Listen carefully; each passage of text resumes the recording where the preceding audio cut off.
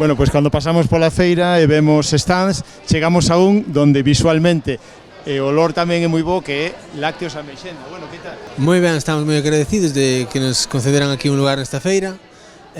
Permítenos ter máis contacto cos nosos clientes e seguir mellorando a nosa formulación.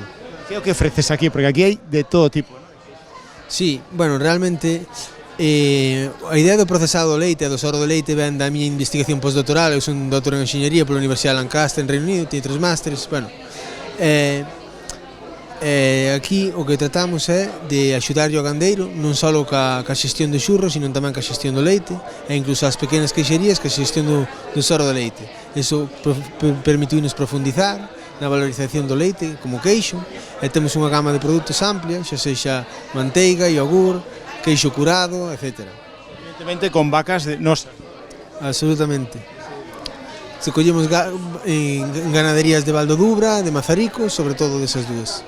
Aquí tes, polo que vemos, tes o queixo en varias fases, non? Mostrando a xente que quera achegarse aquí, que pode ver como se fai queixo.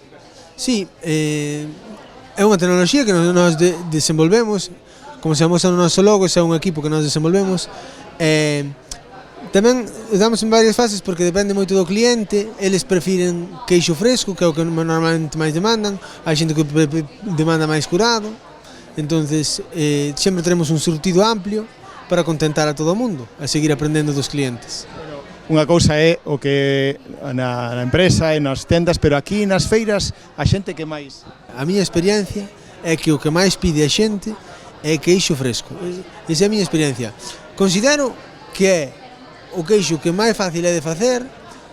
A dificultade que ten o queixo fresco é que se pasa moi pronto e se volve acedo rápido, sabes? E a maioría da xente cando pide un queixo fresco pide ese queixo dulce, que aínda conserva a dulzura do leite.